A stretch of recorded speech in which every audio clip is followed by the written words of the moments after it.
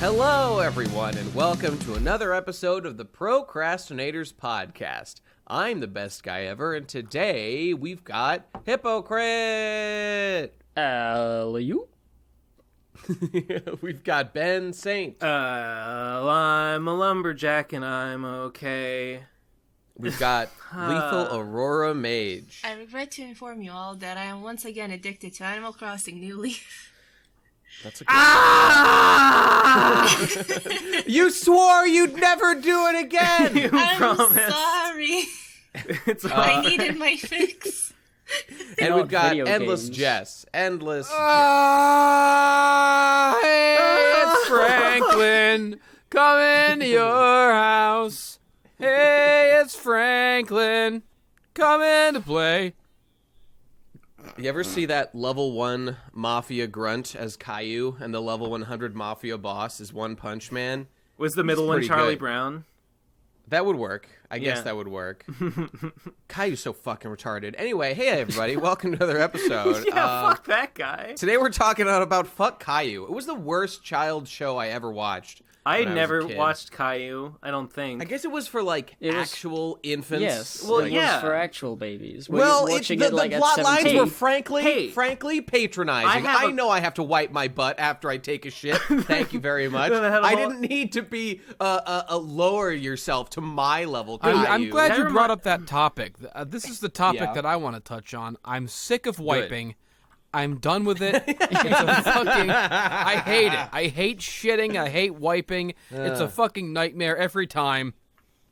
You know, I have somewhat evolved my handling of that situation. I'm doing a lot of washing after wiping these days. I've just upgraded, and I think it's better. There is no after wiping for me.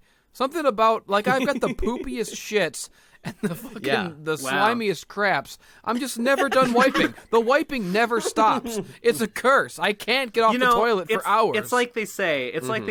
Wiping is never. Oh fuck. A wipe is never completed, only abandoned. Right, but it's abandoned and then shown, and that's what matters to people. Cut all of this. That's what makes a difference. Take this out. Hey, speaking of, let's talk about cartoons featuring bald people. You guys like Steven after Rebecca snatched his wig off in that finale. Is that what you're talking about? After Rebecca Sugar made him come out as a skinhead. Like she meant to all along. And become Sans. I was going to say come out as Sans. Yeah. Have you seen the video? I've seen the image. I've seen the image. I was going to say. Okay. You guys ever see a cartoon called Fillmore! Yeah.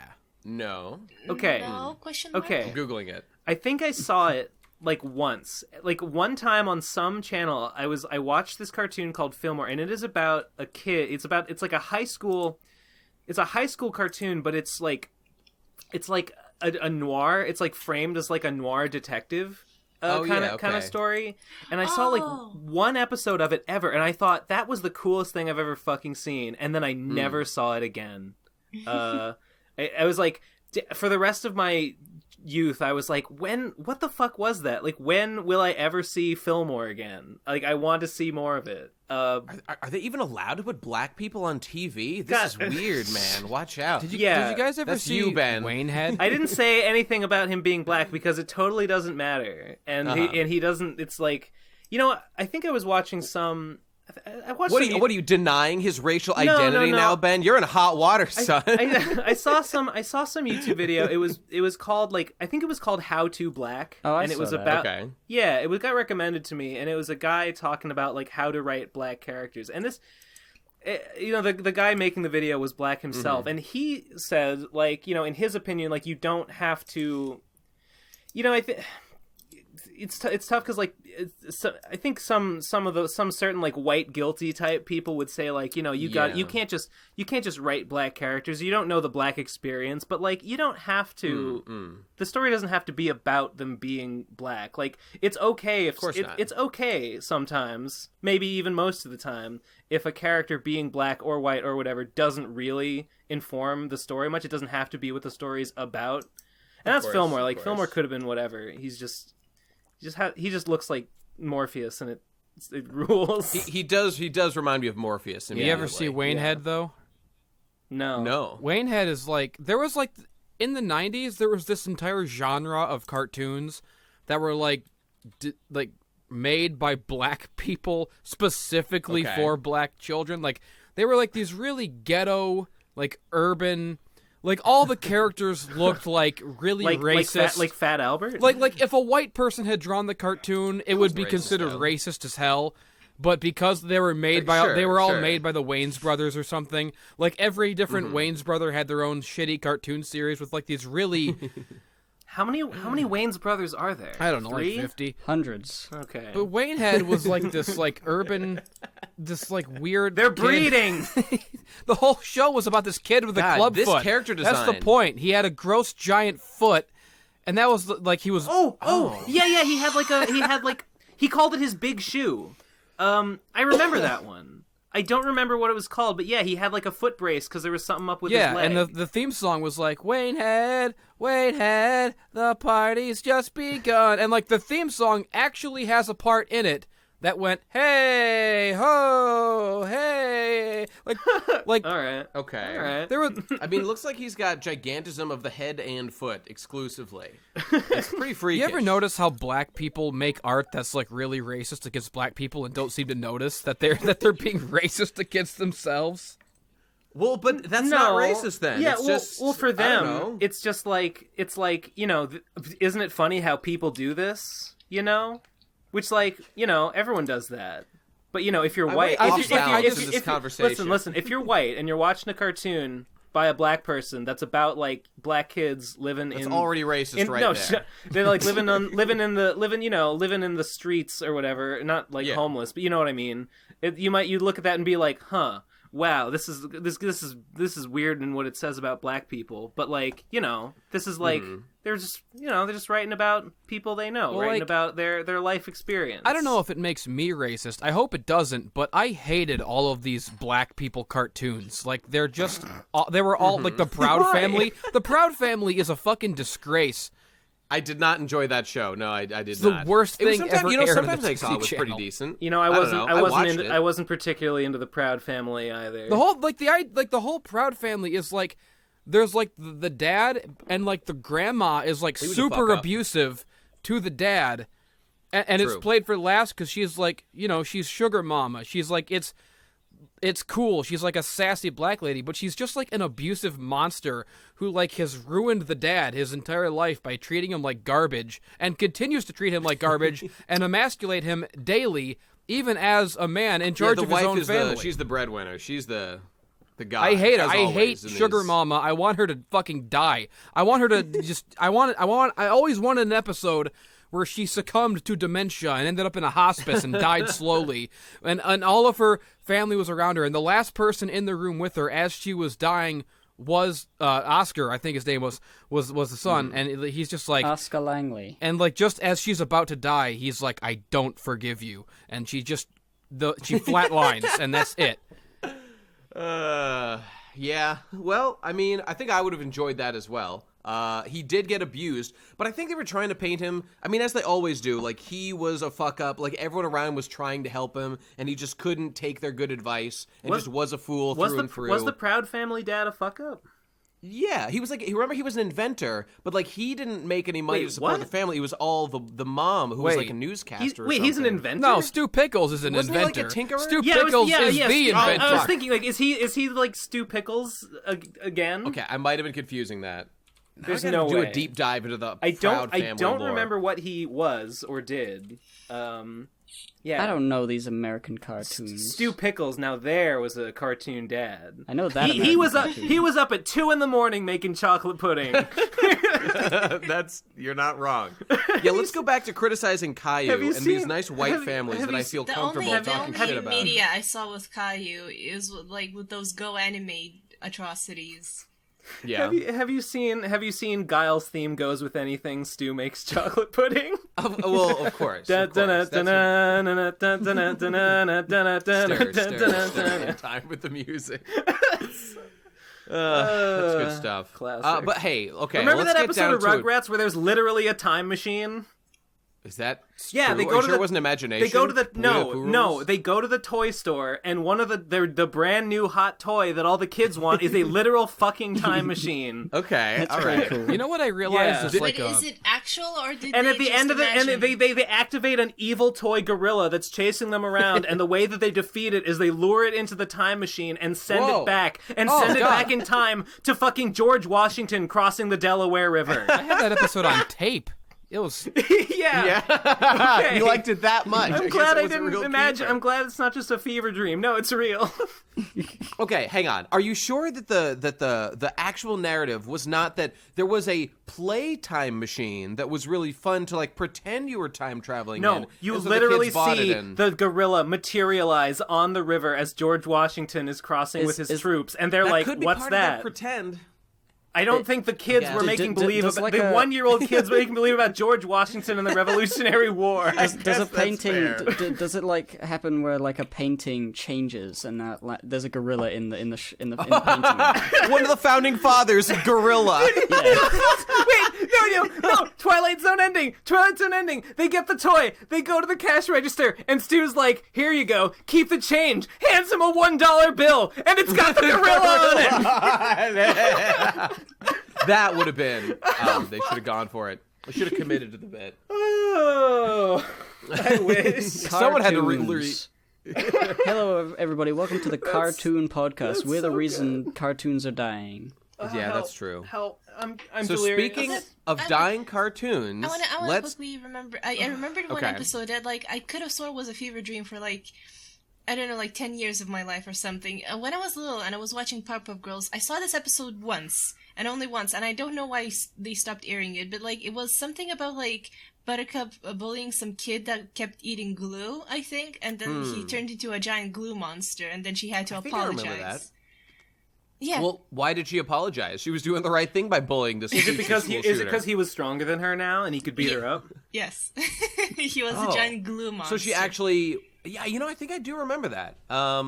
I don't know. I watched a lot of Piss or Powerpuff Girls. something. But yeah, like that. I only saw it once on TV, and I have no clue why they never aired it again. Was it like banned, like the gnome episode? The Maybe it Cumber's was Gnome encouraging episode? kids to eat glue. Maybe people complained. Maybe, oh man, okay, what we need is a be careful who you make fun of in high school meme of like nerd That's kid as a true. Powerpuff Girl and then giant glue monster. That's We what she do. learned. That's a good lesson to prevent future school shootings, because that's a big reason why. What we really need, we need these white boys to get laid. That's what we need. We need heroic women out there who are willing to put out to save our children. That's the number one thing that'll do it. Mark my words. I volunteer. I volunteer Why didn't To the be Powerpuff one of those Girls women? to fuck be all one of those- those women. That's right. Why didn't the Powerpuff Girls just fuck all the other kids in their kindergarten class? Think of all the tragedies yeah. that could have been Zing. prevented. They were missing the greatest superpower of all: heightened sexuality. An ounce of prevention is a pound of cure, or something.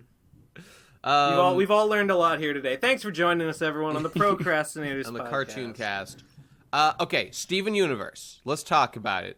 There was the new special. I think everybody here watched it. I have not seen the new ones, but I don't care about spoilers. If you want to, Yeah, great. exactly Get what I'm into it. talking about. That's fine. About black cartoonists just putting their own worst stereotypes in cartoons. This black character Amethyst is just such a disgusting, hideous freak. I don't know where I'm going with that. She She's didn't my even favorite. do anything. She was She's fine the in best. these episodes anyway. Amethyst is grown. No, on me. I'm lying. I like Amethyst a lot. Oh. I was just, Well, all right. it was black people I was making fun of, not Amethyst. Oh, okay, that's fine. There we go. That's good. So there was a couple of episodes and a big special. It was like a 45-minute finale episode. And they ended the season. James Baxter did the last shot with the I knew it. turning stick. Yes. I was. Yes. I was They brought a watching real that, and I'm Disney like, guy what in the to hell do, like- happened in this part? It got all good. You know, okay. What was interesting about that? So there's a moment at the emotional climax of this scene. A lot of crazy shit's happening with the confrontation with White Diamonds going down and all that stuff. And all of a sudden, the animation goes from piece of shit Flash garbage animation It's not Flash. to unbelievably It's- beautiful, fluid Disney level Disney movie animation If it for was about Flash, 20 seconds. proportions and sizes wouldn't change so drastically, I don't think. I guess that's true. I have no idea what I'm fucking talking about. But I do know that this got super fluid. No, I liked it a lot, but I was watching this with Michelle, and she actually kind of hated it because it was such a jarring transition from what Steven Universe normally looks like, that you said, like, it really just threw her out of it, and she wasn't able to absorb the emotions of the scene as well. As a scene itself, I really liked it, but yeah, as a whole, it was quite a jarring jump. Like, I immediately saw the shift in animation. It was kind of weird. It took me out of the experience. Yeah, it does make you think of, like, oh, okay, this is the part where the people making the cartoon really want to blow their load and make me feel something. Yes. Yeah.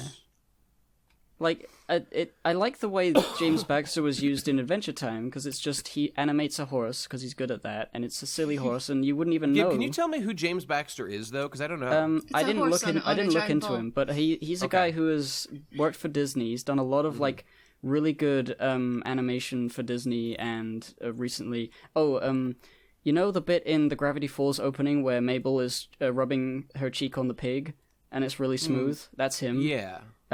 Cool. The bit where Scar is like facing off with Simba at the end of The Lion King, where they're like a 360 shot where he's like walking around him.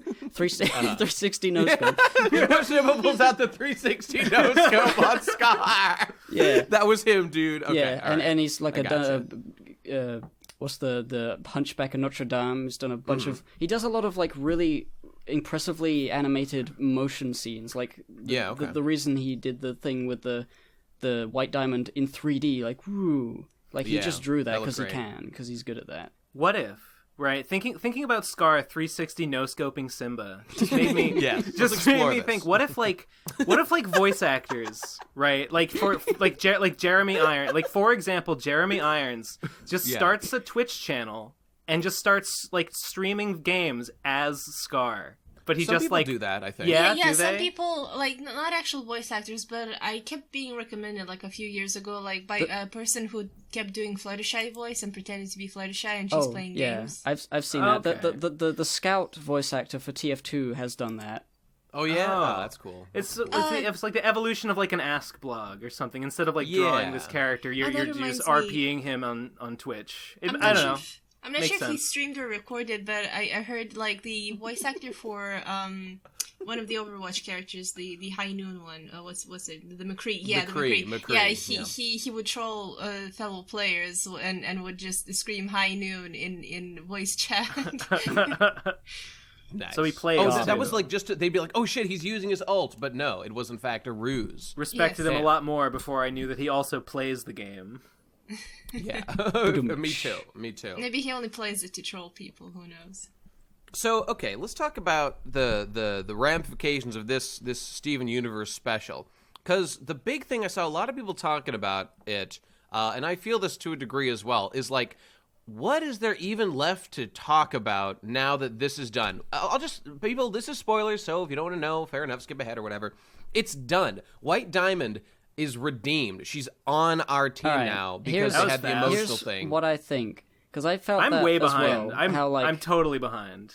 Yeah, because I think the last thing I saw was the White Diamond reveal.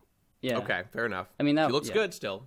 So cool looking. The thing with like all of Steven Universe is like combat is part of it, but Steven is like as a person is always like, oh, don't fight. Don't do it! Like, a Pink Diamond would fight. She had a war going as, like, Rose Quartz. But Steven's like, no, never! And he has a shield, and it's like, okay, so this is not really about, like, solving problems with violence.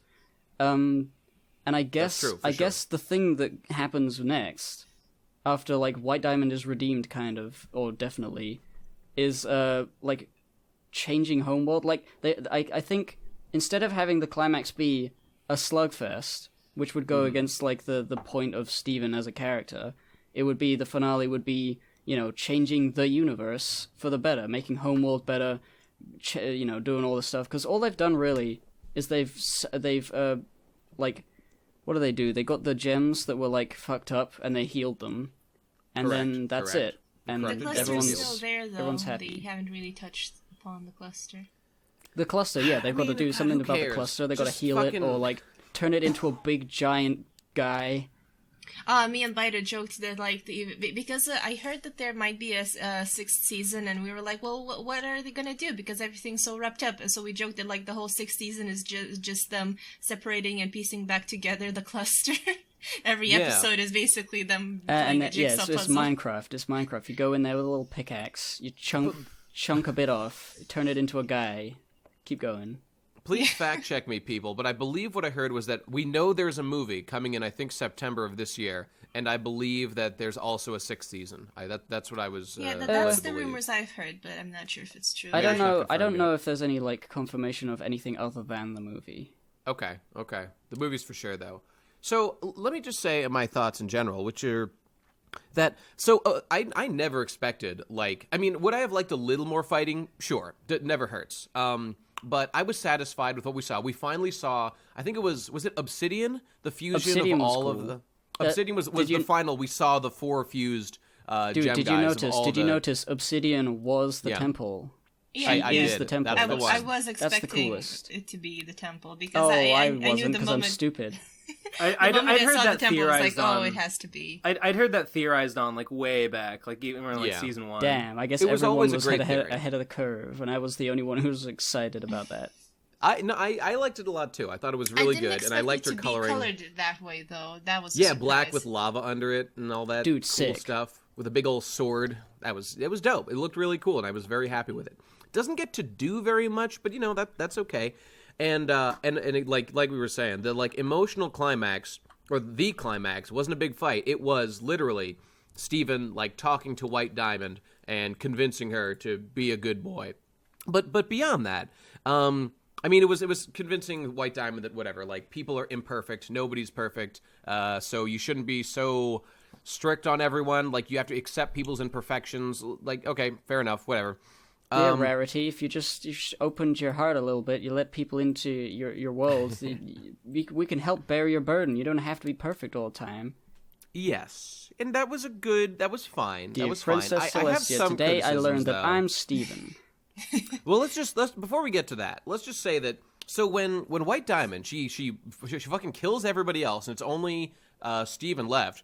She fucking pulls the diamond out of his stomach. She pulls it. She rips it the fuck out, and he's got nothing. And there's blood everywhere. That was deeply horrific. He was freaking full out. on dying after she pulled it out. It was fucking nuts. That was the cool part. Okay, can I say that I'm kind of disappointed with Connie, or rather how she was useless. I'm over Connie, man. Fucking throw her in the trash. I was hoping when she entered the temple and all the gems were getting zapped of their color and stuff, and it was well, Connie's a human, she won't get zapped. Maybe she could do something, and no, she immediately gets caught. She has a small battle, but that does nothing, and then gets caught. Yeah, she doesn't do anything. Well, what's the point of you being here, Connie? Well, yeah, that was that's a weird what I build was up thinking for nothing of, to happen.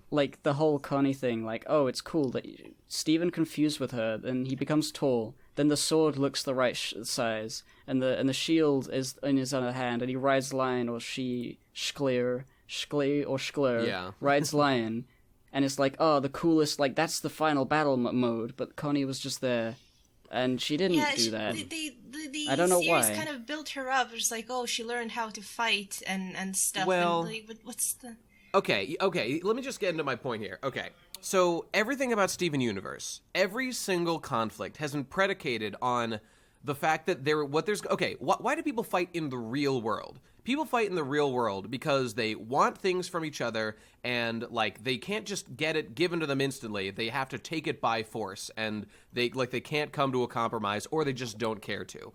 That's why people fight in the real world at all. So, okay, why are they fighting in Steven Universe? They're fighting because, White Diamond insists that, humans are shitty, I don't care about them, they're worthless, gem life is good, we're gonna spread gem life, and whoever gets in our way, including humans, we will fuck them up, including, the crystal gems who fought back, they had to fucking destroy them because they were getting in their way. So this all makes sense, as to why they're doing it. They don't recognize, the importance of The fucking difference is Friendship. what makes them special.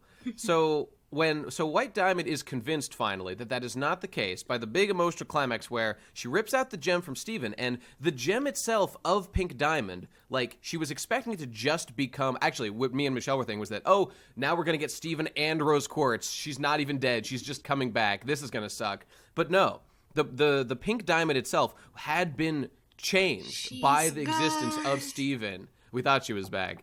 But Pink Diamond really is permanently gone, even having removed the gem from Steven, and its nature has been changed, and now it's a weird pink Steven thing. And then it refuses with his body, and it's a big emotional thing. Yay, I'm myself again. Okay, that's fine. So what Right, White Diamond I is just want to forced cut to in just before you get to that bit. Sure. Why was Pink Steven the diamond had no emotion at all? Like, the other diamonds have emotion. I don't really understand what that means. Well, I mean, Like, okay, so that was a completely blank-faced new Pink Steven. I mean, was it really with no emotion? Because it yelled really loud that one time. That seemed like something was going on with it. And then I just think it was a weird, like, happy. it was a weird like choice to have it be so.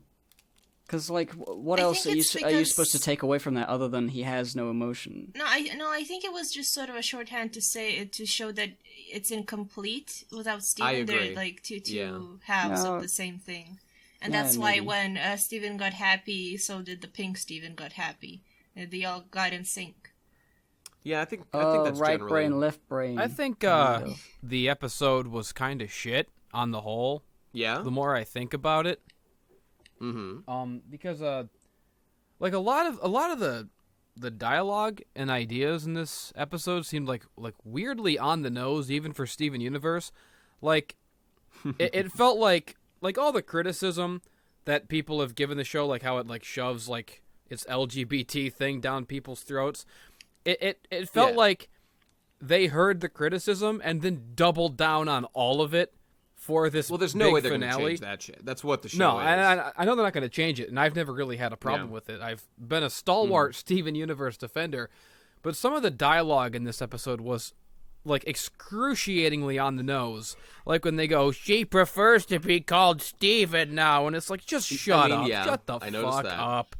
And there was a bunch, and like the part where fucking the Steven and Garnet fusion, Sunstone, I think, like breaks the fourth wall, looks at the camera and says, "Remember, kids, if you are dealing with a bully, tell an adult." What the fuck was that? That was horrible.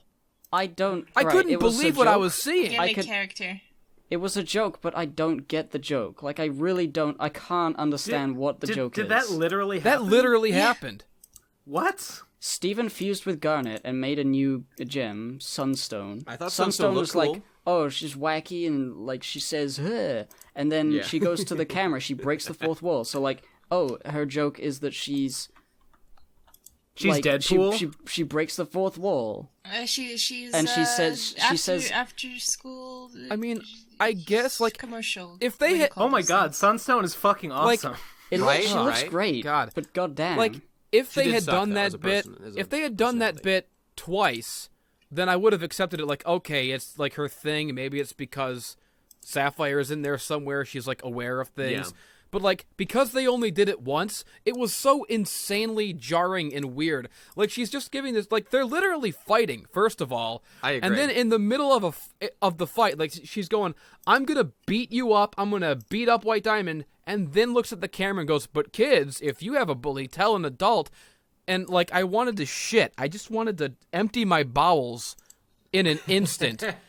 And this whole like arc of Steven being there and being forced into the role of Pink Diamond, like again, everyone has criticized the show a lot for a long time, and I've always defended it. But this arc, like right when he gets in the Pink Diamond outfit, that was the moment where I finally went, "This is gay." This is the gayest. Like he's just like he's in this like frilly tutu with his midriff exposed for like 4 entire episodes, and like I'm not being close-minded. I'm not offended by it. I don't know. But I didn't mind that at all. It's just so fucking lame. I'm still looking at the wiki. I can't fucking believe how cool Sunstone is. It's awesome. Well, all right, so you know, Look at his Jesse, fucking I head. agree. That thing with Sunstone when she looked at the camera was particularly like annoying. I was totally blind, and that was just like, that was like them just like planting a sign, like editing like a still image onto the middle of the episode, and it wasn't in character, wasn't anything. It's just like, by the way, like, we support children not being bullied. Yeah. Just please call this number in the real world. We're putting it on screen. It just doesn't make sense because Sunstone is way smaller than this giant robot. She's not bullying the giant robot. I don't understand what is but being that played. thing was the bully, right? Like, that thing was bullying them. Like the whole, smaller. like, I just don't get like why this episode, like, as the finale, was so like weirdly on the nose and in your face and like obnoxiously like It felt like a bit not like they were subtle like, at all. ticking Like, boxes. Like, oh, we haven't seen Steven and Pearl fuse. Got to do that. Yeah, Steven and that's Garnet true. fuse. they were gotta do trying that. to like really cram in all the different themes of the show all at once in this episode and throw them at you with no subtlety to them at all. Like the part where It's just the finale fan service. Yeah. yeah, but like the best part of Steven Universe is like getting to know the like really getting into them. Like I think like one of the best episodes is Mr. Greg, where you like get an idea of like any Pearl episode is great because like she's kind of the most rich character, I think, but like delving into like her insecurities and stuff. But in this episode there was a moment where White Diamond starts running down the crystal gems and she just like flat out says, your flaw, Garnet, is that you're fucking retarded, and your flaw, Pearl, is that you're insecure, and your flaw, your flaw, Amethyst, is you're insecure, and your flaw, Pearl, is that you're obsessed. And it's like, it was better when like just stating, the characters seem so much more three-dimensional when you like are seeing that instead of like, it's really weird for a character to just like, it's kind of like another break in the fourth wall thing almost, where the character just says, this is who you are as a character, Pearl, and this is who you are as a character, Garnet, and this is why you all suck. If you haven't gathered yet, these are the flaws within the last 5 seasons. How does White Diamond even know that? Yeah, that's also a good point. Did she say that? Did she say that? She said like, as she was zapping them and turning them gray, like, oh, you're all flawed. You know, and she said like the word obsessed to Pearl and insecure. Yeah, I forget what she said to Garnet, but was it confirmed that Pearl was White Diamond's Pearl? That's still not confirmed, and it's infuriating. Yes, just confirm it for me, goddammit. Okay, well, White Diamond would have met Pearl plausibly, but she wouldn't know anything about Amethyst, right? No. Well, Amethyst is like a mere like 500 years old. Because she kind of brainwashes them, I think she has some sort of way of getting into their minds and knowing. That's possible, It's revealed that White Diamond's Pearl is Pink Diamond's Pearl because she turns pink at the end. Right. So, like, and there was that line in an episode a long time ago where Jasper says something about you being a defective Pearl. So, my theory is that our Pearl, like, at some point Pink Diamond fucked up and pissed off White Diamond. So White Diamond took Pink Pearl's Pearl and said, this is my White Pearl now, and then like pawned and like gave Pink Diamond like a crappier, like an off-color defective Pearl, which is why our Pearl is not pink as she like logically should be. She's just pearl colored. That's so possible. I think that our Pearl was a replacement Pearl for Pink Diamond after losing her original Pearl to White Diamond. Yeah, most likely.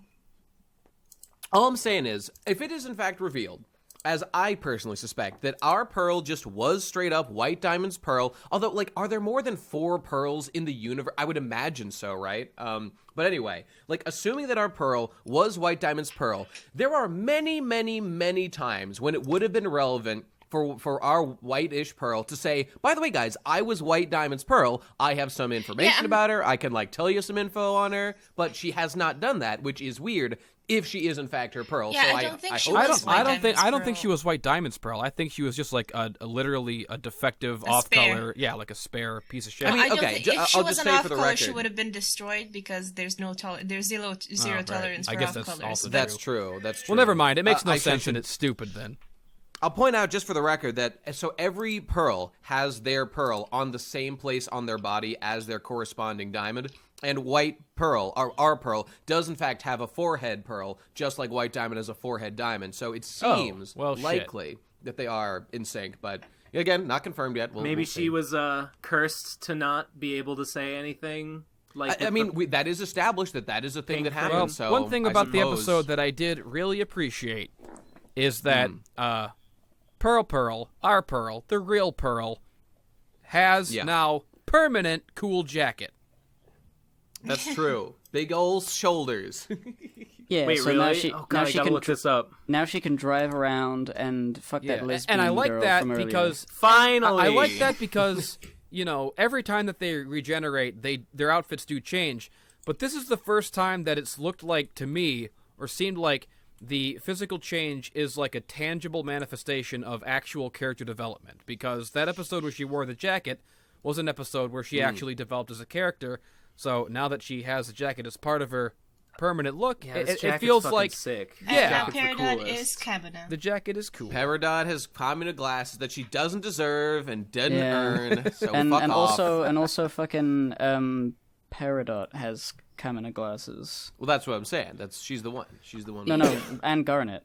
They both. Well, Garnet has the Simone star glasses. Garnet has like Simone glasses, I guess. More like, but I mean, whatever. Fuck Garnet. And fucking Lapis has like weird Aladdin pants now, for some reason.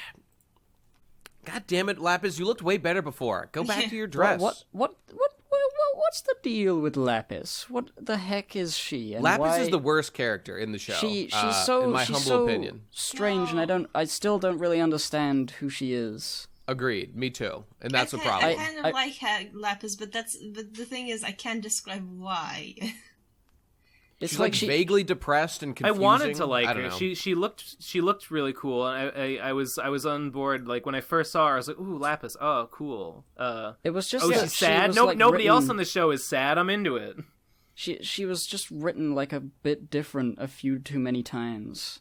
I don't even feel like Lapis should be a crystal gem. I just feel like because she was a character design that like had been in the show, they're like, we got one. Let's bring her into this. Because I felt like she was just a one-off like side character, but then she gets all wrapped up and she's so weirdly outside the circle of what I consider the real crystal gems, which includes Peridot, but it does not include Lapis. And it does not include Bismuth either. I don't like that character. No, it does not. She should go away. Also, guys, did you when they all fuse into like Obsidian or whatever?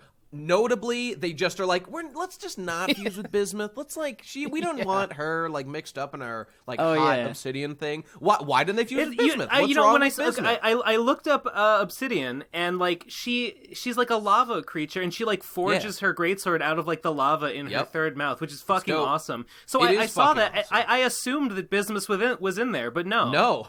No. They just you would think that would be you would think that would be Bismuth's bag. I mean, maybe there's an easy answer to this, but so the temple has like 5 gems or whatever for the 5 crystal gems, whatever, diamond, rose quartz, amethyst, garnet, who is 2 gems, and then pearl. Like, how come Bismuth didn't have a room? What's up with that? She was there. Did she get bubbled like 2 before they made it? Yeah, afterward, yeah. Yeah, I guess that's fair. Okay, it well, feels whatever. like Anyway, the best Lapis Bismuth episode is the worst. Yeah, she sucks. We all I just agree don't on that. like her. The thing with Bismuth is that I was talking about this with some art people, and they were like really annoyed about how boring and terrible her character design is when the gem Bismuth is the coolest looking gem in the world. Oh yeah. Like she's That's just got true. sort of like kind of colorful dreadlocks, and it should be like a wild like super rainbow cool like angular hair. And it's just some lady with dreadlocks. And I don't know, she's like the most bloodthirsty of them all, but she doesn't like do anything with that. She's kind of boring. And I don't she's know. fat. Yeah, killer. I don't She's care for it. muscular, kind of. Yeah, I guess there were those. Remember those really designs? butch? Like at the end when all those gems are getting reformed, so many cool little designs are like weirdly, vaguely That's true. humanoid. Are just really neat. That was one of the best parts of the show, just watching them all being reformed and being able to guess, like, ooh, what gem do you think that one might be? Hey, do you it was remember fun. the Chips guy from the very first episode, the one that likes crisps? Yep, Centipede Man. Centipedal. It's like the cutest all one. of them. I loved her. She's so I do like her. And then Jasper was there. I forgot that Jasper was bubbled, and then there she is. Bubbled and fucked up permanently with troll horns. They're saying she's a troll now, you guys. Oh no. Yeah. They got back the friends that they mentioned. Like, I don't remember what the names were, but like they mentioned those friends, and they were like, "Oh no, they're gone. They're corrupted," and they got them back. And Bismuth pounced. You know, okay. You know On what the I'd like to subject see? then. I'd like to see. All right, this maybe this has nothing to do with anything. Mm-hmm. But imagine if on Homeworld they got like babies, but they're coal, so like coal babies, and you crush them into different gems. That's how they make them. Maybe. You put a baby in the know. crushing machine, it comes out.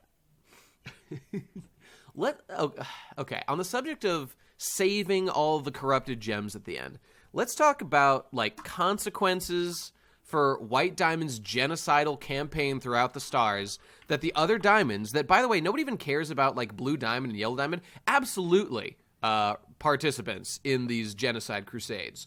What have they done as part of their galactic conquering empire? They have 100% destroyed planets, wiped out populations, mined all the resources, and expunged all life, plant or otherwise, from planets. And we can only speculate as to how many planets this was done to. Many, many systems, many, many planets. Okay. Yellow did say like thousands, didn't she? Thousands, yeah, I think so. I'm not too sure, but yeah, she mentions a large amount. So Big Dick Steven slams his cock on the table in front of White Diamond and says, "It ain't gonna suck itself. Stop being evil. You're good now." And White Diamond says, "Okay." And whatever. She learns that it's okay to be flawed. I guess that means, I get what they're trying to say socially in the meta text of that message. What I don't understand is how that's in any way a sufficient apology for the genocides that White Diamond and her cabal have committed across the universe, and how it's just okay for them to literally come to Earth and say, like, "Hey guys, we're here, we're good now." How is that acceptable? There are some crimes that you cannot be forgiven for, and I think they've crossed the threshold. If they're doing more episodes, that might be addressed. Okay, let me finish one point though on this, and it's just that I do not believe in what's the word, repudiation justice, like punishment justice. If you've got a thief and he steals a loaf of bread, and maybe the punishment for that is chop off his hand. Okay, that's not going to help anybody. If you could instead explain to this guy why what he did was wrong, and he could make it up to the person he stole from, and he doesn't need to do any jail time or even be punished at all. He just needs to sincerely change his behavior. That's obviously what we want. So if White Diamond has been redeemed, then okay, I'm willing to accept that maybe it doesn't even make sense to punish White Diamond for this. But they don't talk about that. What I think is that literally White Diamond is too important to jail because it's literally only her political and actual physical might that prevents us from even thinking oh, this person should be in jail, just like we do with big bankers in the real world. We're obviously, it's fine that they're not in jail. They're important. A president just can commit war crimes because, I don't know, he's the president. That's fine. And I just feel like we're using some weird systems to judge these guys. Shouldn't we be more mad? Shouldn't the characters be more mad about what's gone on? Any comments here? I don't know. On the one hand, yes, they should be more mad, I guess. But I think they're just more relieved that they have stopped her from destroying everything. And so they're just getting caught up in victory. We did it. We've solved the problem for now. And then, they can sit on the beach with a ukulele and play a little song for 1 second. Their world is saved. No, nothing else matters. That's fair. But there's a couple of issues still at play, though. Okay, so what we are led to believe about White Diamond's redemption is that White Diamond was a perfectionist, and she was literally a bigot against and I understand what all this represents in the real world. White Diamond thinks that fusing is icky. Why does White Diamond think that fusing is icky? I don't know. Tradition? It's new and different and weird. It's the purity of the it's white not race. pure or something. Oh, okay. Yeah, it relates to off-color or something. Okay, that's fine. Obviously that's just something that should go away. There's nothing really wrong about that. like, I'm not someone in the real world who thinks that all traditions are necessarily worthless, but I'm happy to examine any of them and, you know, toss out the shit and keep only the good stuff. So this is one that doesn't seem to make a lot of fucking sense, and you're literally way more powerful if you fuse anyway. So wake up, White Diamond. Stop limiting yourself. I was almost hoping to see a blue and yellow diamond fusion, but... I wanted to see stuff like that, dude. They gotta like. It's okay that they've got a gay son now, but they're gonna have to work up to actually trying any gayness out themselves. What if all 4 of them fuse and they become Big Diamond? Big Diamond, big Diamond. Okay. So that's all fine. I get what they're trying to say, but here's the thing, and this is okay. This is a moral for babies, and like, okay, that's fine. A galactic genocider with a big diamond on his hip. When you've got a galactic big diamond genocider on his hip, most people who commit galactic genocide are not.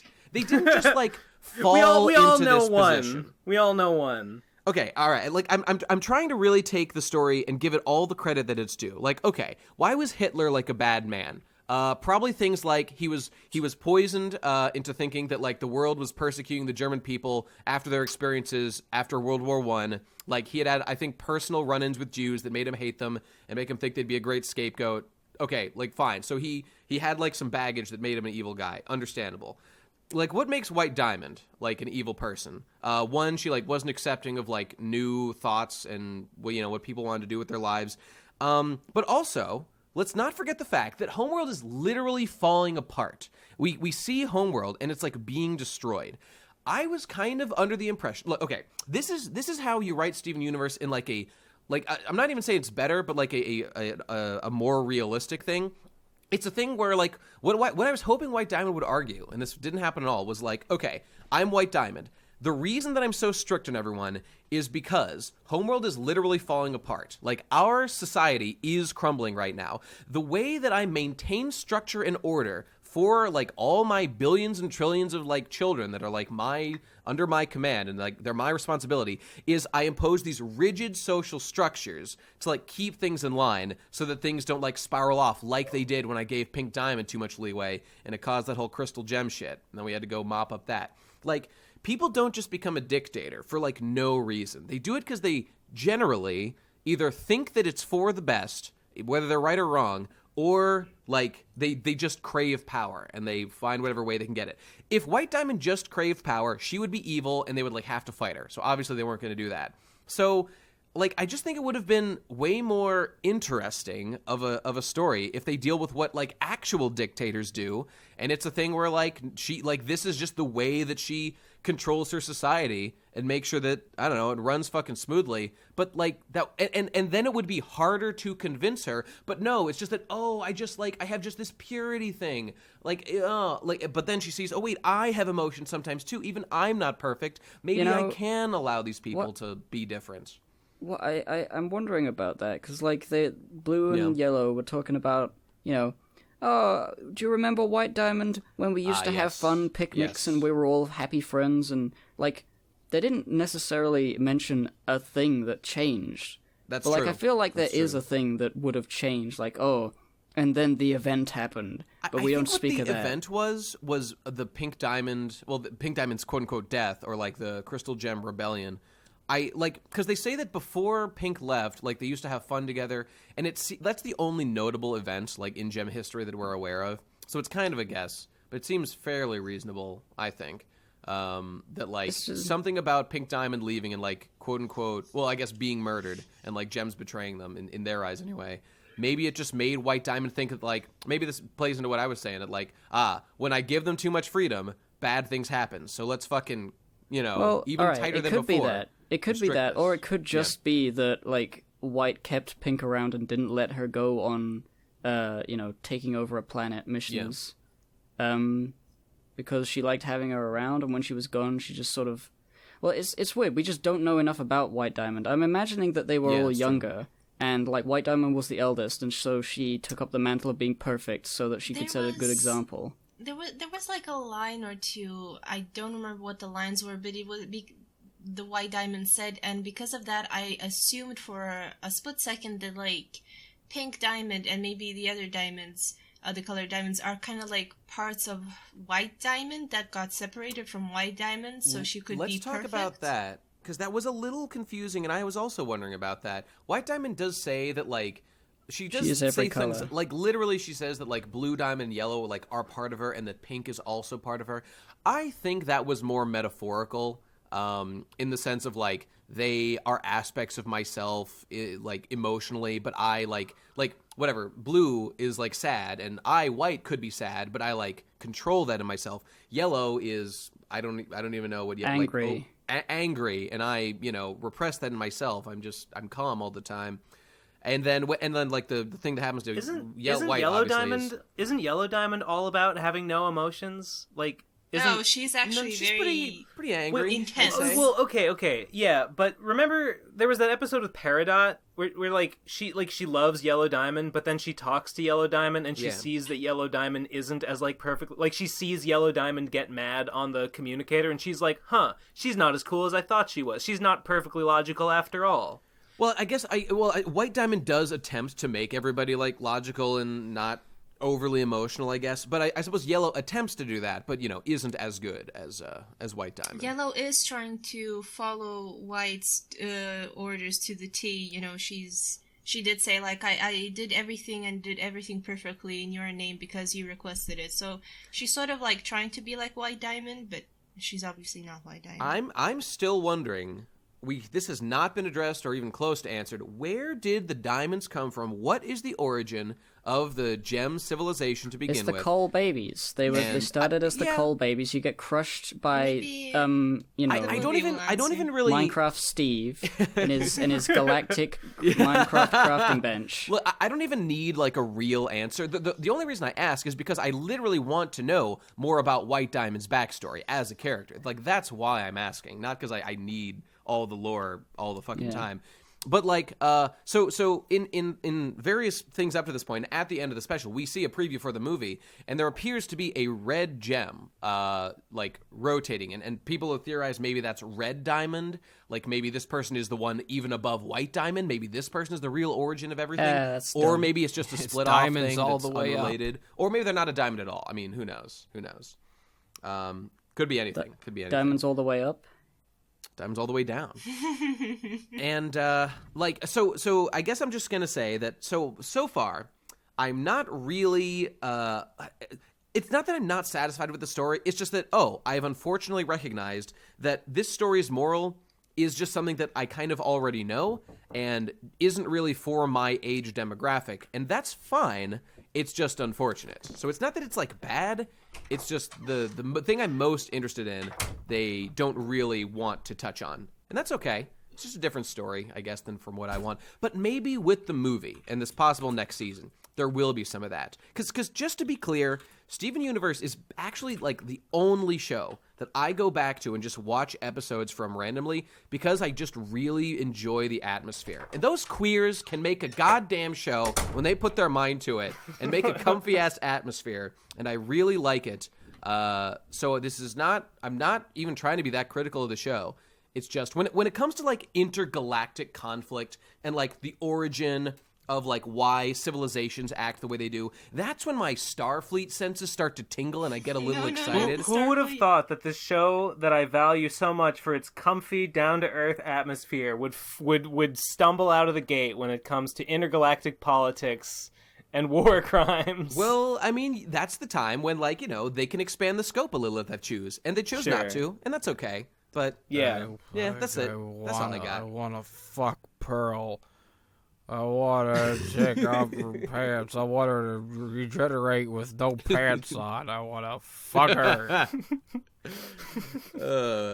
It's me, the best character in the show. She's got the guy who jeans fucks now. him. That's my name. I guess that's the Greg. Guy who fucks him. Hey, Greg's my name, but the guy who fucks him is my middle name. Fuck them all in the pussy. I think we've confirmed that Greg literally did just come on her gem, and it budded off into some kind of Steven growth. I think the most that's what we're forced disgusting to thing I've conclude. ever heard. There can be no other. Do you see like a zoom down, like a house kind of like style, like zoom in into the body biological close up, and you see his sperms? No, absolutely just like... not. Okay, just but wondering. what other solution could there be? Nothing. Nothing. I Gross. guess that's it. I mean, so September's the movie. I don't know. There was actually some pretty mixed feelings here on how things are going. Yeah, I don't know. I still like Steven Universe a lot, and I'm looking forward to more. I should probably catch up. I want to see more White Diamond. White Diamond was particularly cool looking. Yeah, and she got some great animation, and she's got a cool star cloak with all kinds of cool stuff in it. White Diamond's so fucking cool, you guys. Yeah. She's so I fucking wanna tall. fuck her. I want to stick her in her fucking hole.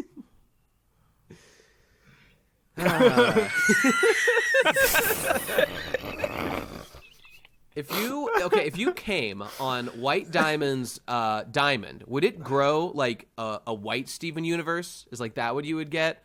Same with bluey and yellow. Would it be the same sort of thing? Oh, would you get like a Chinese guy? I think they would have to do it on. They would have to decide, like only if they wanted it to happen. Yeah, you can't do it by accident. Doctor, help me! What if I cut my cock on a diamond cunt?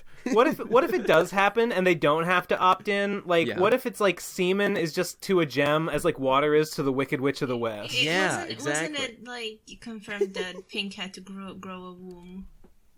I mean, she did have a womb. We saw her like pregnant with Steven. There was a thing. I refuse to believe that the gems don't have vaginas, and me too. They have to be able to fuck. It's I think because there's that whole episode, like one of the earliest episodes. When Steven tries to fuck Amethyst. No. That was a big life lesson for me. One of the earliest episodes, Pearl has that line where she's like, I don't like eating because I don't like digesting. It's gross. Which confirms for organs. Me that They've Pearl, got shit. Pearl's been around a long time. She's like 1,000,000 years old, right? She's done things. She's pooped, she's peed, and she's probably been porked a few times. That sex and didn't pervert like it. Rose Quartz absolutely requested and enforced and demanded that Pearl develop a vagina for her pleasure. I have no doubt that happened in real. I think she went even further than that. I think fucking that Rose Quartz is a definite degenerate. I think that she gave the order. She said, "Pearl, go out there and find male human boys and men and fuck them, so that you know what people are like. You gotta go fuck them." Holy shit! You know those Saudi Arabian and princes you gotta that, eat food and you gotta City. poop it out your shitter. Well, yeah, that's my order. That's an order from your freaking diamond. Yeah. So wise diamond. And she had to do it. She had to do it. She had to go get fucked. She had to go shit and pee, and she didn't like any of it. She didn't like it. She's like sitting on the toilet just shitting, and she's just looking up out the window, teary-eyed, like, "Oh, great time! And what is your plan? What is your wisdom? Why must I shit? I can never stop wiping. The wiping never stops. Oh, it all comes back together. We have to get off of it. Wiping's yeah. So is this Steven Universe episode 4 now? I think this is THREEniverse. Isn't this our third one? It's only 3. I think so. I think this has got to be at least 3.5. Well, okay. I'm glad that I was able to make that wiping tirade come back and have a purpose later in the podcast. Me too. We did not get any Steven Universe voicemails. Thank God. I mean, do we want to talk about anything else, or should we just go to voicemails? I mean, this has been Steven Look, Universe man, episode, basically. If people aren't talking about Pearl pooping, then I don't want to hear it. We need a new topic. We need something to jostle us out of this Steven Universe rut we're in. Okay, I say voicemails. Yeah, let's do that. How many do we have? Here's a news fact, relevant thing. By the time this episode comes out, Kingdom Hearts 3 will be out in the real world. It will be released. It's already out in Japan right now. And people have copies because some people are just getting it early. Finally, something gayer than Steven Universe to satiate my lust for homo bullshit. I'm happy to say that nobody has even attempted to spoil me on things, which is very nice. And by the time they hear this, it's going to be too late, so you can't even do it now, motherfucker. I'm going to be cock deep in that game by this point. Maybe I'll take some time off work. I don't know. I might call out sick mischievously for a day or two. Oh, you rascal. I'm such a rascal. I don't know. Maybe I should just put in a day. I don't know.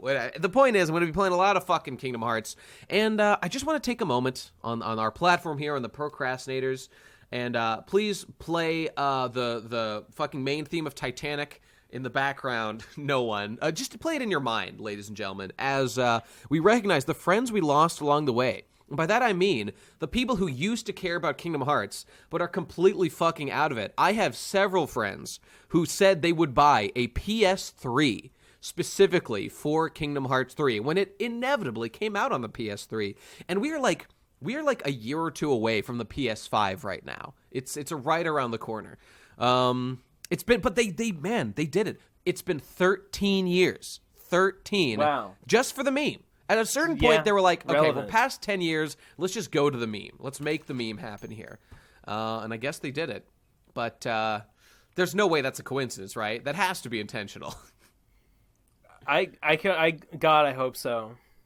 Well, I don't know. I obviously, I haven't played the game yet. I've been avoiding it. I just thought that, man, I don't know. I just fucking say how fucking crazy it is that... And you know what? This game is way more important than Final Fantasy 15.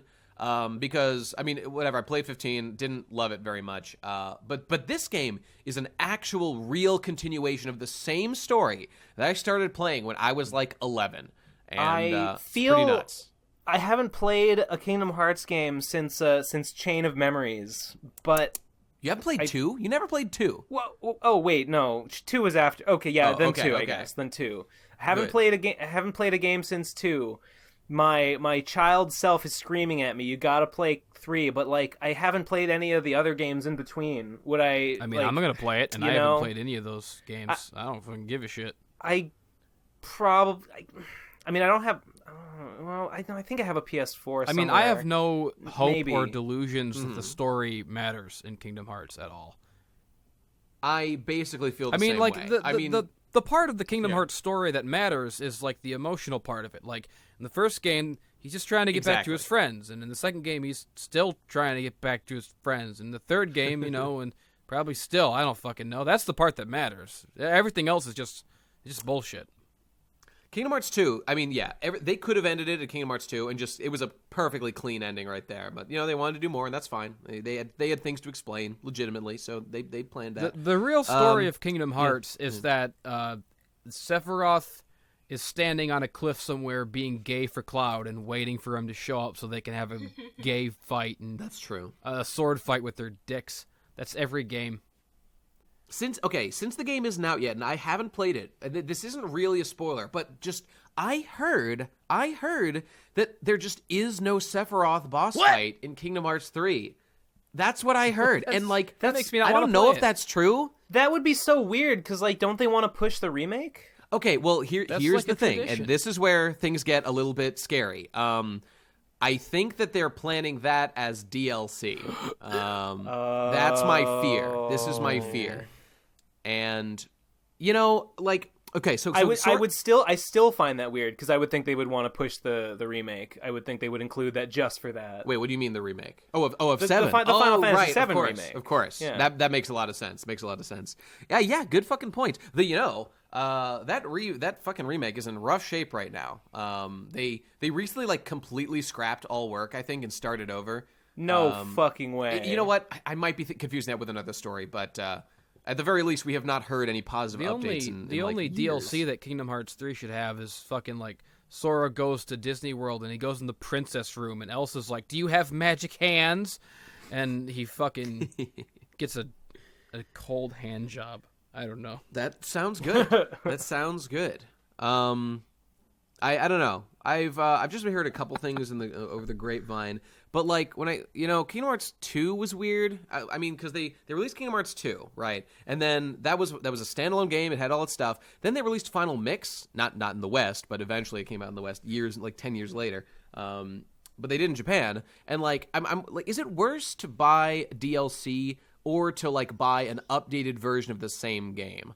I like the idea of buying an updated version because it feels like real commitment as opposed to like slapping shit out and just rolling it out whenever it's done, which just feels sloppy. But maybe that's just an emotional response, you know? I don't know. Can't stop thinking of like weird, stupid gay people sex jokes and fucking everybody's. Is that related to Kingdom Hearts? I don't know. I'm just on. I'm just I'm on a real gay thing this week. I can't stop. All I want to talk about is like, and then Sora goes up to Donald and he's like, "Hey, I'm gonna fuck you, Donald," and then Goofy. I'm gonna fuck you in your cloaca. And then Goofy's like, "Well, I'm gonna fuck myself," and then Mickey's like, "Nobody will fuck me." Not even Minnie. He's getting cucked by Pete. That's a thing that happens, right? Yeah. That Yeah. happens. That was actually the first Steamboat Willie. Actually, the first one was called what's it called? The Charlie Steamer. But they thought that was not good for The a wide Cleveland audience. Steamer. The Cleveland Steamer. That's the one. What the fuck is happening? They Google that revamped one, it before kids. release. Historians agree it was the right decision. Walt Disney really was a marketing genius. This episode is weird, guys. This is a weird episode, but whatever. Well, welcome, should we first-time viewers, to the Pro Crastinators podcast. Maybe we just go to voicemails. This is gonna get like this is gonna get linked Sure. on some like Steven Universe subreddit. Like these guys had a really in-depth conversation about Steven Universe, and then all the Steven Universe fans are gonna click on it, and the first thing they hear is gonna be like, "Ah, my shits are too fucking greasy and slimy. I can't stop wiping my poopy bunghole." Everyone, post this on the Steven Universe subreddit. Yeah, they need to hear Let's this. get it to the front page. Get it to the front Poop page. has been an integral part of Steven Universe lore since the beginning anyway, so it's not our fault. They made us do this. Well, all right. I mean, fuck it. Let's go to the voicemails. I'm de-Steven-ified. I'm Do Clint. not do what they said. Do not spam this on the Steven Universe. I don't want it. to be known as Do a it. villain in the Steven Universe community. I do. I fucking do. How cool would that be?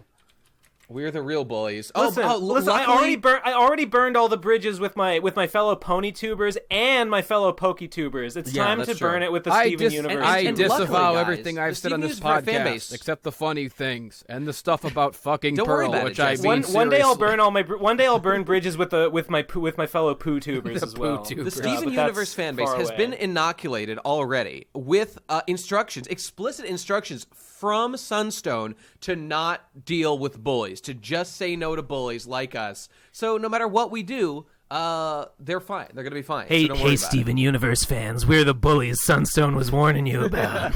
Not me. I'm Now put just your the cock guy on the who table. fucks Okay. all the gems. I just fuck them. I'm not a bully. I'm just a sex man. That's just bully with me. Hey, all right, let's go to the If voicemail. every pork Please, chop were let's- perfect, I wouldn't fuck Pearl. Oh, they rolled out that line. They rolled out the if every pork I chop. dislike that because it Did means ya? nothing to White Diamond. She does not know what a pork chop is or hot But that dog. one wasn't for I us. think that she was, might. That was I for, think- that was for us, not her. Didn't she watch Doug? Didn't she watch seminal Nicktoon Doug? Hey, remember that Well, she's episode just where like, him and well, what's Roger a put all dog the have to hands do on the with wall? this? Remember this Christmas special where they're gonna kill pork chop? What? No. Why were they gonna do that? He someone's being an asshole or doing something dangerous, and pork chop bites him in a totally justified act. But the guy's like, he's a wild dog. We got to put him down. Oh and they're my totally God. gonna do it. Yeah. What? Why didn't they do it? What stopped Hey, them? remember that episode where Skeeter gets banana pudding on their pepperoni pizza? Okay. All right. That's enough. Let's just float on to our fucking voicemail. Next episode of the Procrastinators podcast, the Doug. Finally, Doug thank episode. God. I mean, at this point, it's the new weird utilitarianism. We just need to get it out of our system, I guess. And just, all right. Okay. This is our first fucking voicemail. Here we go. Okay. It's from currently Everyone's reading going crazy Camus. for this pizza. I Okay. get the pudding off the pea. All right. Okay.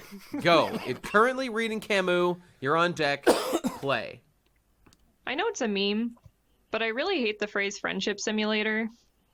A one-way audio too. track doesn't really equate to a friendship and what a friendship can mean. On the other hand, I really like the phrase simulator, and it's kind of fun to think about what you can apply it to. For instance, you could consider a movie an experience simulator, or you could call a book a thought simulator. And that one really rings true for me, because when you're reading, it's almost like the author is instructing your mind to think in a certain way and to follow along with a specific thought process. I don't know, just a thought. Okay, first of all, fair enough. That's generally true. Second of all, the whole friendship simulator is designed to be generally insulting, I think. I think we're all in agreement here that we are not your friends. I hope so. I hope we're in agreement about that. Of course. Nor are we each other's friends. Well, absolutely, absolutely. I feel you know, viewers, I'm a well-wisher, and that I wish you no specific harm. Yeah, shoehorned in a Simpsons reference. Good. Wait, is that it? I thought you were like building to something with that. No, I just wanted to quote Mo. I guess that's how Mo is in life. That's what he Unwanted, said. In the one where he eats the chili pepper and the spirit coyote tells Homer he's got to find his soulmate. Mm-hmm. He thinks he's misled for a moment that Marge might not be his soulmate, so he goes to the bar and he starts asking everyone there if they're his soulmates.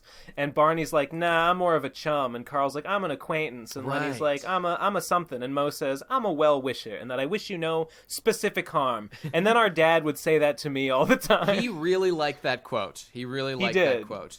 That was his. That was our dad's. The sun is shining. The birds are chirping. But kids like you should be burning in hell. That was. He wished us no specific harm, and you know. All right, next one from Cheesy. What? Yeah. I was gonna say the bit at the end about Experience Simulator. There's a video by Innuendo Studios where he talks about this is not a tomato is what it's called. It's like he does like a big like metaphor explaining like what art is. And there's a part he talks for a while about like stories. Actually, I think it might be his video on the beginner's guide, whatever, it doesn't matter. The point is he's quoting like an author, like a writer, I forget who, he's talking about stories, and he says that like a story is like you use words and language to stimulate like a series of micro memories of your experiences, right? Yeah. So like you have memories of like what a tree is like. So in a story, he might like describe a tree, and then you pull up your version of a tree, and that's like a little mini experience you're having from the description in the text, and it strings these micro memories together into a sequence that creates like an extended false memory, and that false memory is what the story is. And I thought that was neat. I thought that's a neat way to think about it. Yeah. Okay. Cool. By the way, I'm just looking. I'm sure this will be in the show notes, but this Master Slimeoid is a very absolute unit. He's just colossal. He's to scale. 72 feet across. Why, Ben? What entreats you to such a massive individual? Why do you get such a big lad? What makes you special? I spent years in my Slimeoid lab / dungeon in the basement of St. Ben's Cathedral, just concocting them out of goo and ooze and whatever raw materials I had at hand. I guess that's fair. And the result was a massive success, but there was a lot of byproduct, there was a lot of runoff, and it all collected into the being known as Master Slimeoid. Oh, I see. By the way, he's clearly based on The Bubble from Mermaid Man and Barnacle Boy, right? Well, someone suggested I give him that face. He doesn't actually have a face. It's pretty fun. It's pretty funny though. Stuffed in the image. His name is a reference to the master, the Elemental Masters from Ulalilia's book, Legend of the 10 Elemental Masters, because they all have names. All the Elemental Masters are like the fire one is the Master Lavalent, and the water one is the Master Loqualent, and stuff. So dope. He's the Master Slimeolent, because all those are just big orbs of whatever element they are, and so too with my boy here. Sick. Okay, moving on. Here we go. Voicemail from Cheesy Man Fredo. He's back again. What do you got? Hey, Ben Saint. I just came back to apologize about my last voicemail. It was kind of really shitty of me just to use it to secretly show my webcomic, and I don't know, I just been thinking about it a lot, so I decided to come back in to apologize, you know? Good. Is this the... Just kidding, bitch! No. I got a patron out of that fucking voicemail! Take that, honky! Bongo Luna forever! Oh, no. What a heel turn. The joke of that man has gone too far. He challenged me. The Bongo and Luna guy challenged me. He sent me a challenge on Twitter. He added me with something. And I wanted to respond, but I didn't know how. I guess I was just really intimidated. I guess I was really. I hate it when that happens. I guess I was just scared into silence. Well, that's Ben for you. Coward through and through. There we go. Okay. Next mail, I guess. J. Clark 98. Lay it on us. Good evening, PCP. I am Jonathan Clark from Sapporo, Japan. Long-time listener, first-time caller. The other week, Nate said taxation is theft, and I just have a few words. Did you know the top 1/10 of 1% owns as much wealth as the bottom 90%? It is an outrage, and it's time they start paying their fair share. I'll leave you with some readings. 1. The Communist Manifesto by Karl Marx. 2. Mein Kampf by Adolf Hitler. No, stop, you're ruining Rainbows from a Snowflake, a collection of 34 essays by Tumblr users. Thank you for your time.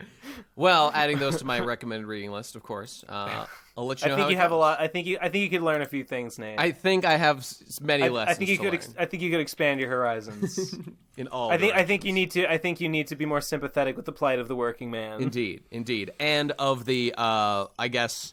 The poor oppressed German by those damn Jews. Yeah. Yeah, exactly. Yeah, I gotta. Okay, I'll open my heart to that. Yeah, I mean, you were talking about it before. You were talking about, how Hitler oppressed. Right. He was a deeply oppressed man. Yeah, this is what happens. This is what you get one too many Jeff Bezoses and you get another Hitler. That's all I'm saying. All right, next one. The Enlightened Communist. Oh, okay, we're keeping right along. Let's see what he's got. Hey guys, sorry I haven't sent in a voicemail in a while.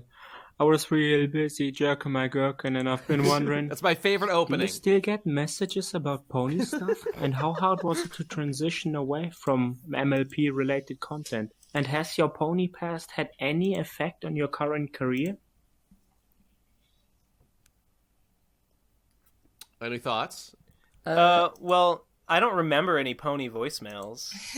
Not voicemails. I think he's talking about pony messages. In general. Anybody at you on Twitter? Say "fuck off, Clopper," shit like that. Every once in a while, someone will obliquely reference Phantom Horn. Yeah, and sometimes people ask me where's the T-Bat Max Revive, which is fair enough. Yeah, I definitely view it as one of many black marks on my life and reputation that will never leave me and will forever follow me to my grave. Yep. Fair. I suppose that's fair to say.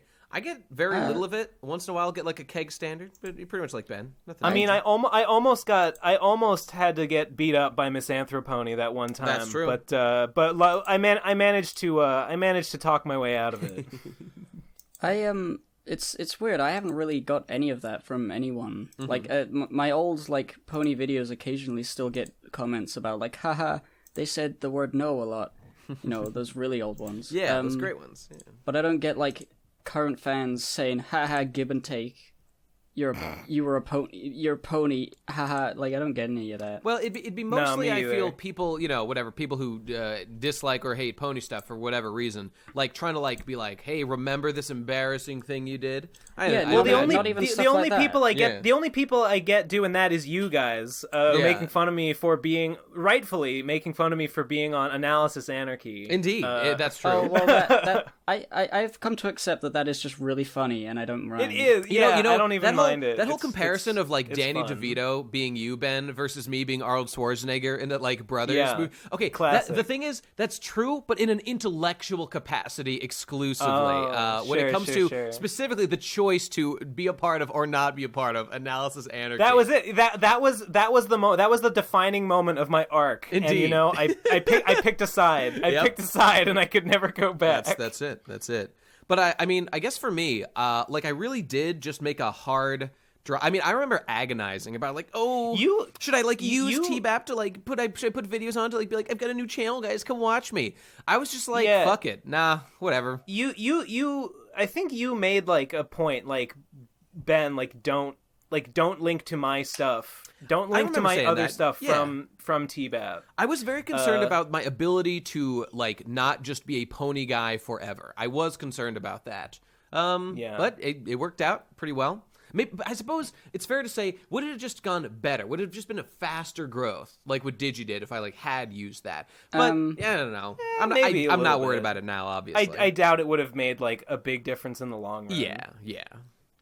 I think actually, if you had that pony backing, you may not have started Weagua. You Why may do you say have that?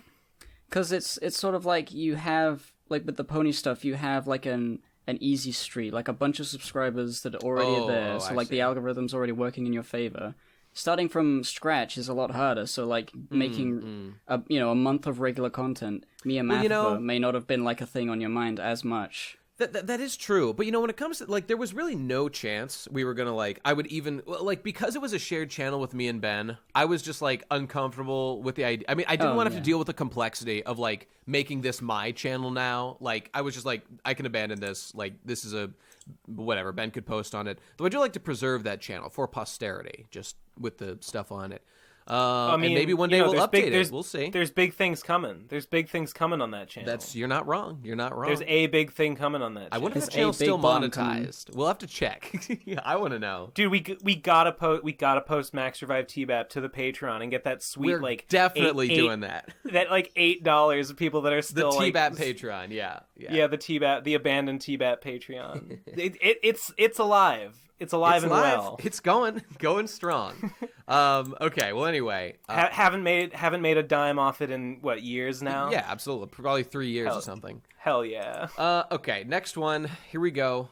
Well, what about you, Mage? Have any thoughts on this? I mean, you don't do pony stuff anymore, but in your circles, every now and then, I get comments on videos or messages or whatever, hey, are you still on the pony fandom? And I'm no. I think you're the only one. I think you're the only one of us still dealing with that. Yeah, I think it's because of the whole A Lethal Halloween collab, because people find it over and over again. And sometimes I get comments oh, I watched this when I was little. Oh, I remember I was so scared. I get comments oh my god. Oh, that's kind of nice. Dang. I watched this when I was just a kid. Yeah, I'm 14 now. God damn, you guys talked over each other. I said, yeah, I watched this when I was just a kid. Yeah, I'm 14 now, yeah, pretty much. Yeah, I was just saying, how long is it going to be until, I'm a nostalgic property? The Hypocrite videos be oh, man, I remember watching those. I'm already nostalgic for those, compilation videos at the very least. Even the main episodes, for those little animations you did, I really like those. The water, glass of water. Yeah, it's probably been, 2 years since you made those or something? Yeah. Well, I'm thinking like a Munchie level, oh, you were a baby when you watched me, and now you're a human being, and you're talking about it the things I made are as important to you as anything else. Yeah, well, babies watch YouTube. That's true, but what's going to be interesting? We're a generation that basically all of us, even Munchie probably for the most part, although no, because Homestuck was his big thing. Well, I was just going to say that we all grew up and basically our media stuff was produced by big companies and it was shows and stuff. And while those are obviously still big and what Game of Thrones and whatnot, obviously things are skewing more towards the YouTube and little granular middle-class creators who are, individually successful. Yeah, I suppose as we just get further and further, it's going to be a generation that, their biggest nostalgia thing is, I don't know, the Logan Paul vlogs or something. Oh, yeah. Something like that. Yeah, I mean, there's so many kids watching that stuff. There's going to be a whole generation of boy, yeah, remember Logan Paul from when we were kids? Do you remember Spider-Man and Elsa? Remember Batman and Spider-Man and Batman? You know what I'm talking about? Those guys? Yeah. Spider-Man. Batman and Spider-Man. That's the one. one. Those. Yeah. I love Pumpkin. Must be my favorite. I mean, I'm already remember Metal Gear Awesome. And stuff. Or Mr. Beaton. Isn't it so cool? Isn't it so cool how the internet has allowed individual creators to make stuff that made a huge impact, like Homestuck. It's so great that so many kids the fact that Munchie grew up and Homestuck was his thing. Is wow. It's pretty great. It's pretty amazing. 10 out of 10. Oh, what did I have? Fucking PewDiePie. Anime and Adult Swim. I don't know. Winnie the D&D. Pooh is what you had. I had Winnie the Pooh. Yeah, I had Disney shit. I had Arthur. I don't get Disney heads. They're babies. I don't Arthur know. was Hippo. I said in. Oh wait, no, this wasn't. This was cut. This was cut from my script of the first Pooh video. But in the first Pooh video, originally, I went on a digression, like comparing Pooh to Arthur, and how like for me, Arthur was like baby books in my like elementary school library, and I was like, oh, these are like baby books. Who's the real shit though? and then like Arthur was a TV show, and it seems like people think Arthur was pretty good. Like people remember it pretty fondly, but it was already tainted. Like I was like, oh, that's a baby franchise for babies. No thanks. I mean, although it might have been a little old for Arthur when it came on TV. I forget exactly. I look back on when Arthur punched EW with much fondness and glowing remembrance. Hell yeah! All right, next voicemail. Let's do it. This is from Nyan Kwan. That's not a real name. Get the fuck. So I'm a member of the inferior species known as the female. Well, and I've never had the joy of having a big fat schlong dangle in between my legs. And I just want to know, what's it like having a dick? Like, why do some dicks curve to the left or to the right? Which way does your dick curve, PCB boys? I want to know. I want to know everything about dicks. All I know is how to put them in my fucking mouth, if you know what I mean. I suck that dick all the time. Heck yeah. But yeah, I want to know all the dick facts. What's it like having a dick? Okay, bye. Guys, before anyone answers, this is a trap. That girl's 11 years old. Do not answer her questions. Yeah. She does Do not engage. Do not engage. Yeah. You know, it's pretty good. It's fine. Could be.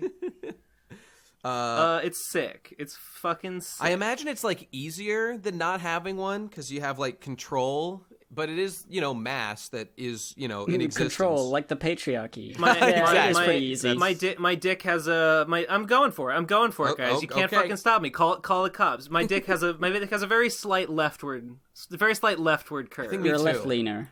I am a bit of a left leaner. Yeah, me too. Are you left-handed as well? See, it's funny, Nate, because I was thinking, oh, it's because you jack off all the time, and it's like, oh, you're bending it because you're like applying all that force, like, yeah. Hey, but you're a lefty. Yeah, you're a lefty, and I'm a righty, but our dicks curve the same way. I guess it's not the jacking off that take made the that, difference. atheists. All right, I remember like finding out like that it was starting to bend in one way. It's like, is that bad?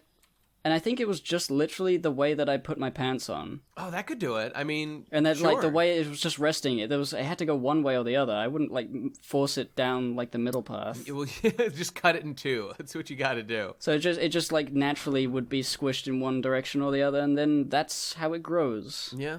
And it really doesn't matter because it's a floppy thing. Yeah, that's true. You can bend it right back. Throw it over your shoulder.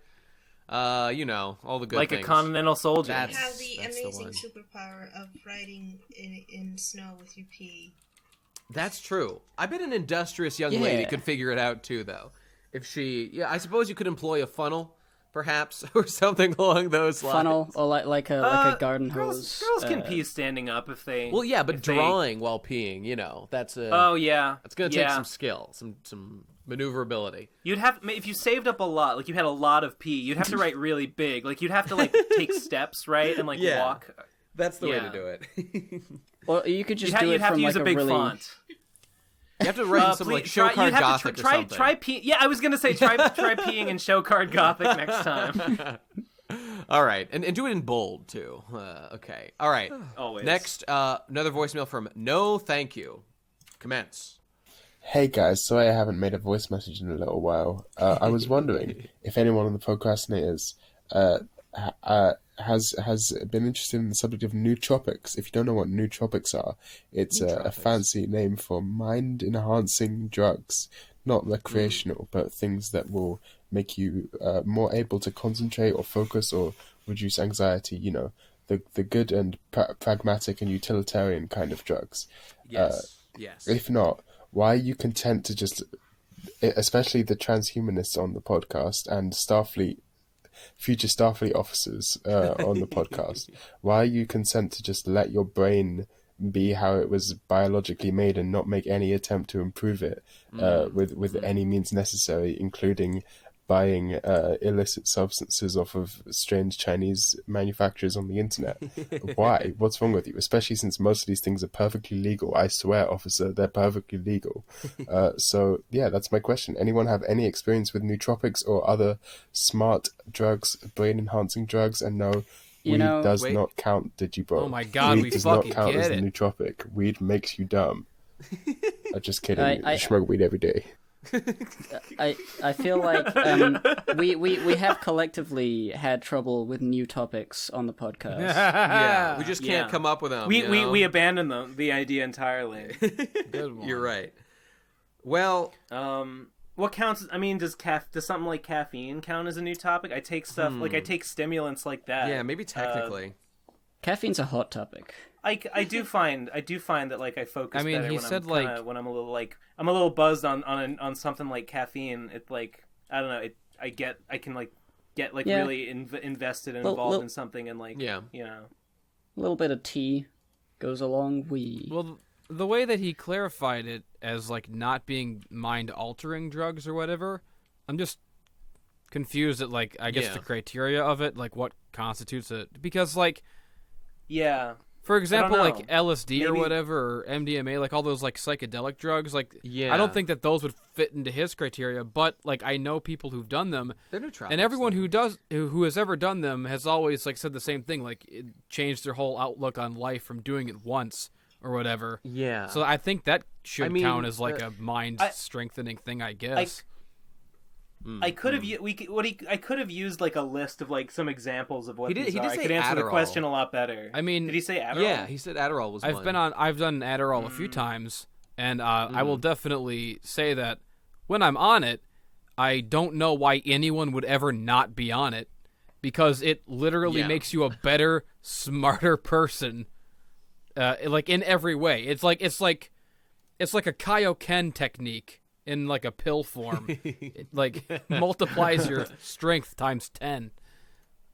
Our dad got me on Ritalin very briefly at one point, and I ended up kicking a hole in a wall while under the influence of it. Right. I don't think that made me a better or more effective person. Well, I took it for like 2 weeks. I've always Jesse, if Adderall is makes you a better person, why don't you take it all the time? Because I don't know how to get it. It's like you can't just get anything that you need. Everything is impossible to get your hands on. Because you like have to go to a doctor, and like I don't know like where do you get that shit. All I know is that someone gave it to me once or a few times, and I'm like I don't know where you fucking get that shit. Like I'm not surely someone on your local. I'm street not corner jumping through hoops to get anything. I would rather be stupid and miserable and depressed than jump through any hoops to get or do anything. Anything that I have to work for or put in any kind of effort at all that could be time better spent like wrapped up in a blanket hiding in the dark. Fuck effort. If you were on Adderall, you wouldn't be saying that's that. also true. Yeah. Adderall, just you'd be like, man, I better, I gotta start branching out. It's time to do my fucking taxes. It's time to fucking get a real job. It's time to go back to college. And I would do all of that in 1 hour. I would. Okay, on the general subject here, I'm happy to answer why. So I have aversions. They kind of creep me out, doing drugs in general, and even things like surgery, because they're like fucking with your body. And like, okay, this guy's right. That like utilitarianly, whatever, pragmatically, there's nothing that says the default state of a human is like the best or correct or like will definitely go flawlessly. But it's just when I think about messing with that, I get nervous, and like to take a step like that makes me think like, okay, I really want to make sure what I'm doing is like I know I'm not going to fuck myself up, or like I don't know, like if I take they say that like LSD, I think they say gets embedded in your spinal cord when you take it, and then like years later when you're like moving or bending or something, it can release that like encaptured bit of LSD, and you go on a trip, whatever you're doing at that time. And I know that's just one small thing, but those are the sorts of things that I think about. And on the other hand, I am a pretty damn effective human being, so like, I don't really feel the need to boost myself in those ways. Now, but it's always possible that things would just be better if I, like, took Adderall or any of that stuff. But you have to weigh the risks. The risks are why. And I don't know the risks. So, that's it. I was, thinking about that. It's like surgery specifically. If you have, like, get a second say there's brain, a new surgery stick it in there. to add your brain power plus one. You would get surgery when your leg's broken because you have a broken leg and that's painful and it's terrible. Yeah. But if you have a pretty fine leg, would you get surgery to improve your leg if it was fine? Probably not. So it's sort of like if you're in a really bad spot, and you're like, I'm gonna die through suicide because I'm so depressed and I can't do anything. And then there's this surgery to like give you a brain happiness thing. Like it would be a better idea when you're in like the lowest point and like you're already broken. You may as well fix yourself. Adding to yourself, like improving something that's fine, it does have a risk to it. Just generally, I feel okay, so like I don't feel the need to take drugs in general. And this doesn't preclude all our lives from just being better if we did, like, I don't know, explore some of this stuff. Like Sam Harris, and first of all, I do coffee. I mean, I drink coffee, so that's caffeine, that's a boost. Like Sam Harris talks all the time about how he's a smart guy, I respect his intelligence. There's been a couple times in life where he has like done something like MDMT or whatever it's called, and he did it in like a safe environment, and like what he says he got out of it is like a transcendental experience, which for him was an awakening to like some of his. He argues a lot of things that I agree with, that like consciousness is an illusion, there is no self, it's an illusion. And like when he took MDMT, I think he was saying that like he was very aware that like we are all, everything in the universe is connected in the sense that it's all like matter being operated on by the same forces in like a unified system. Not that there's any like higher power guiding it, just, the laws of physics or whatever. And this also like killed his ego in the sense that he felt just like part of the stardust of the universe, like had no self, had no personal identity. That was all stuff that comes from like our, like our programming in our brains and whatnot. And I agree with that.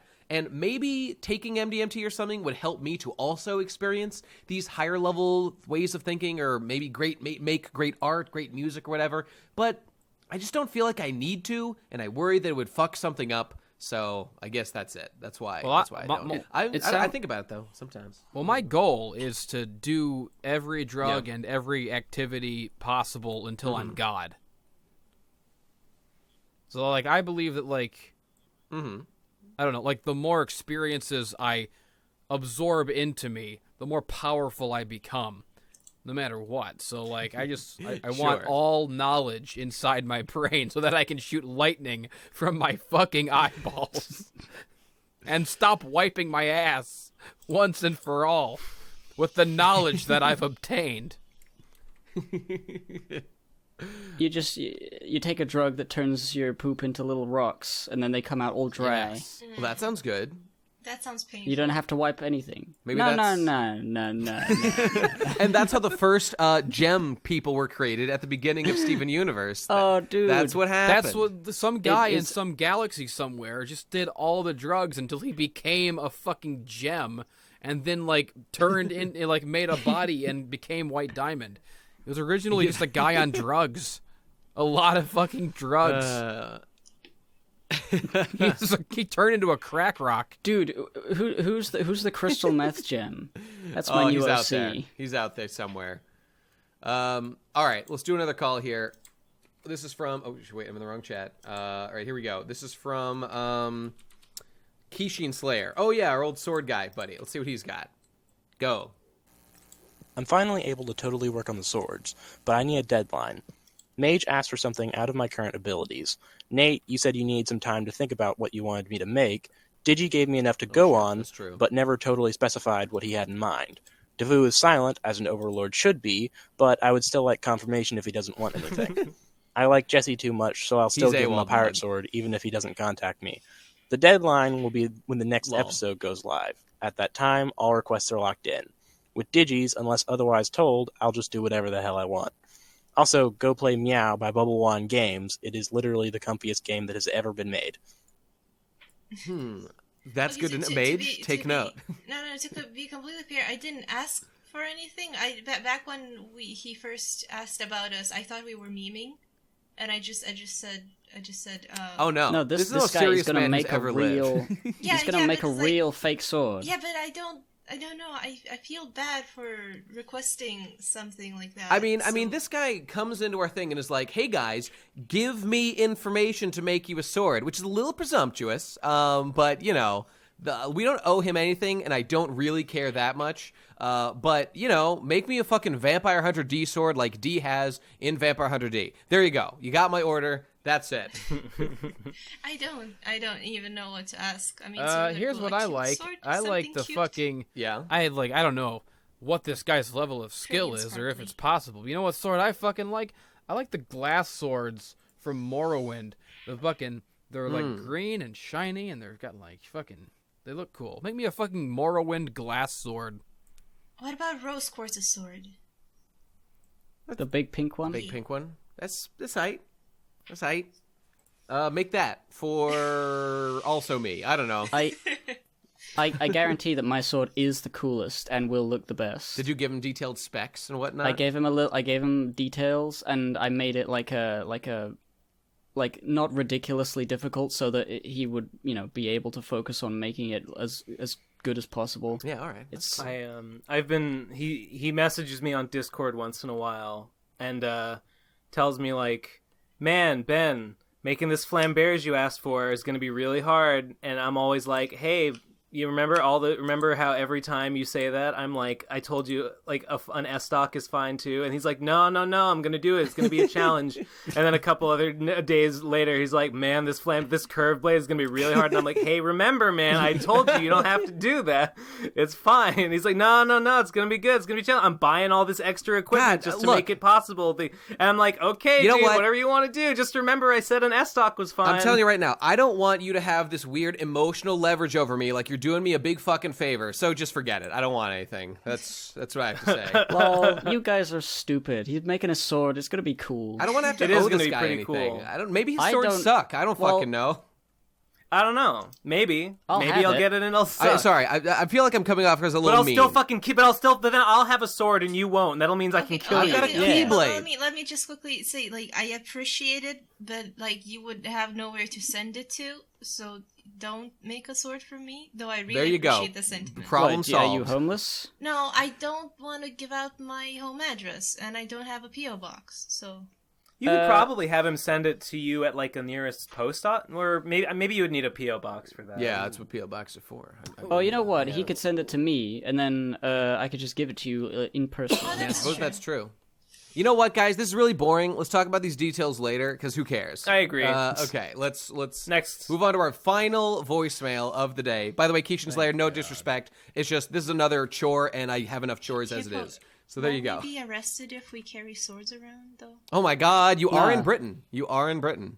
These are not like swords. These are like these decorative. Yeah, but someone got arrested for a potato peeler.